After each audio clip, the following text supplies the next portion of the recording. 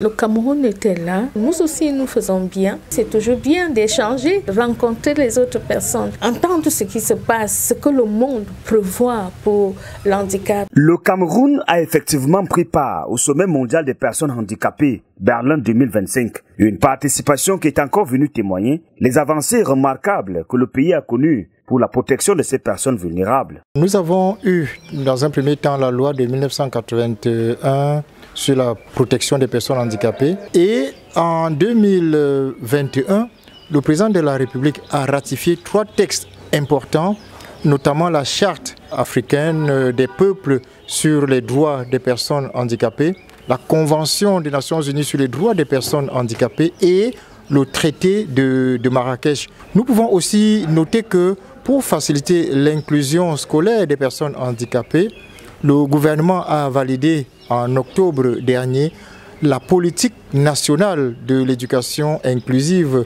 Le cadre juridique et réglementaire, oui, et les Camerounais vivent progressivement ces avancées au quotidien. L'éducation inclusive, parlons un peu de cela. Un enfant qui est exclu à l'école, par exemple, ses parents peuvent porter plainte à n'importe quel établissement qui va exclure son enfant parce que son enfant est handicapé. Une personne handicapée peut faire recours à cette loi et dire qu'elle a droit à un emploi. Mais il faut encore le parfaire. Les personnes vivant avec un handicap veulent une nette représentativité dans les instances de décision. Ce sont toujours les autres qui décident pour les personnes handicapées. Pourquoi est-ce que les personnes handicapées ne pourraient pas accéder à certaines sphères de décision afin de défendre, n'est-ce pas, leurs droits?